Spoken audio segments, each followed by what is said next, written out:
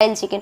তো ফার্স্টেই কিছু ওই হয়ে গেছে পাহাড়ি স্টাইল চিকেন আর রুটি দিয়েই দিলাম আলু সেদ্ধ, কাঁকরোল ভাজা আর পালক সয়াবিন। গুড মর্নিং সবাইকে, চলে এসেছি আরও একটা নতুন ভিডিও নিয়ে। তো সকাল সকাল চা নিয়ে বসে পড়েছি দুজন মিলে, চা খেয়ে তারপরে স্নান ধুতি করে চলে যাবো সোজা ঠাকুর ঘরে। তো ঠাকুর ঘরে গিয়ে পুজো পাজা কমপ্লিট করে ধূপধুনো দেখিয়ে একটু ছাদেও ঘুরে নিলাম, বাট দেখানো হয়নি সেরকমভাবে, কারণ কি লাঞ্চটা বাকি ছিল।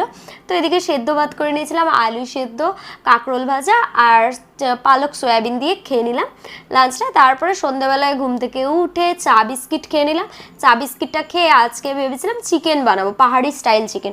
তো ফার্স্টেই কিছু ওই গোটা গরম মশলা, তারপরে আরও জায়ফল জয়ত্রী এগুলোকে ওই গুঁড়ো করে ফার্স্টে ওটাকে ভেজে, ওর মধ্যে পেঁয়াজ ভেজে তার মধ্যে আদা লঙ্কা আর রসুনের পেস্টটা দিয়ে মশলা দিয়ে ভালো করে কষিয়ে মাংসটা দিয়ে কষিয়ে ভালো করে সিদ্ধ করে টোরে আমার রেডি হয়ে গেছে পাহাড়ি স্টাইল চিকেন আর রুটি দিয়েই ডিনারটা ডান করে নিলাম।